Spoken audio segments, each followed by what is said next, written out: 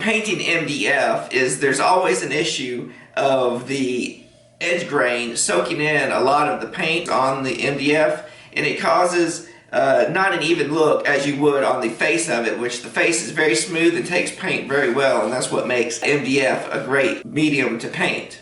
So before we get started on painting the Snowman, we're going to do a little bit of an experiment on the edge of the MDF. We've got shellac, we've got a sanding sealer, we've got Kilts primer, oil-based, and we're going to make a wood glue solution, and we've got the control. Each of these products we're going to try on the edge of our test sample, and then we are going to paint all of them to see which surface looks the best. So before we begin painting, I'm just going to lightly sand with 220 grit sandpaper just to get some of the nibs off the surface there, just to kind of make it smooth. There you go. Now I did notice I put 3 coats of shellac and 3 coats of sanding sealer. I did 2 coats of the Kilts oil primer and only 1 coat of the wood glue. So I don't know. The wood glue seems a little bit rough and it might have needed 2 coats, but it takes such a longer time for the wood glue to dry that if you had to put multiple coats, it wouldn't be efficient unless you had lots of time to put multiple coats. Whereas the shellac, you can put 1 coat on and then come right back behind it and then add another coat. Alright, now that everything's smooth, we're going to spray everything. We'll start with the shellac and work our way down.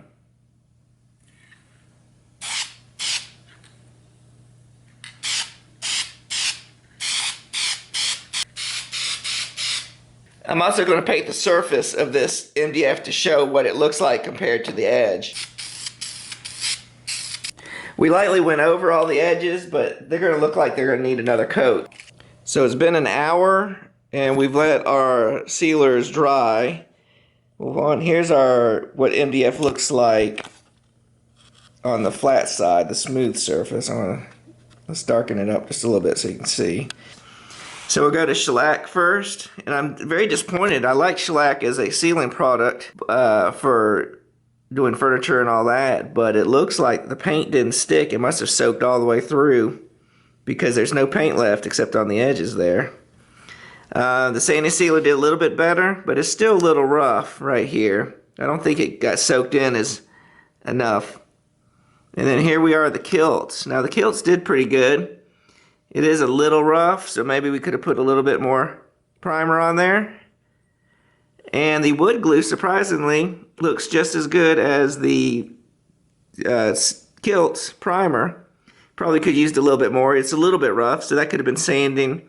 Put a little bit more wood glue and sand in it. Then here's the control. You see, that was solid white when we first sprayed it. But as time went by, it just soaked it all in. So that's the reason why you need to seal it, because it just soaks so much paint. And you don't want to flood it with a lot of paint because then it starts going over to the flat edge here and it starts messing up the texture of the paint on the top. So that's why we're wanting to seal it if you want to get a really good overall finished look to any MDF product.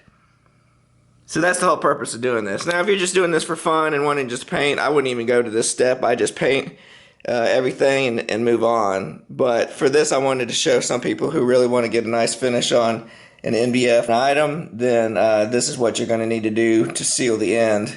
Now the flat surfaces, there's not really a big issue. It takes paint really well and it looks good and smooth and all that. It's just the ends. If you want both sides, the flat side and the edge to match, you're going to have to do some type of sealing on it. So I think the Kilts oil primer worked the best on the edge for what we needed to do.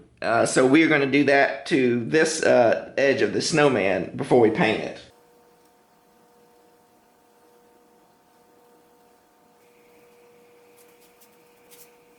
So it's been about an hour since we put 2 coats on here. Between each coat I sanded just to get the little nibs and the hairs off of there, and then after I came back I sanded a little bit more. Then I sprayed 2 layers of top coat. If you want to see the full process of how we painted the Snowman, check out the video description below and there will be a link to the video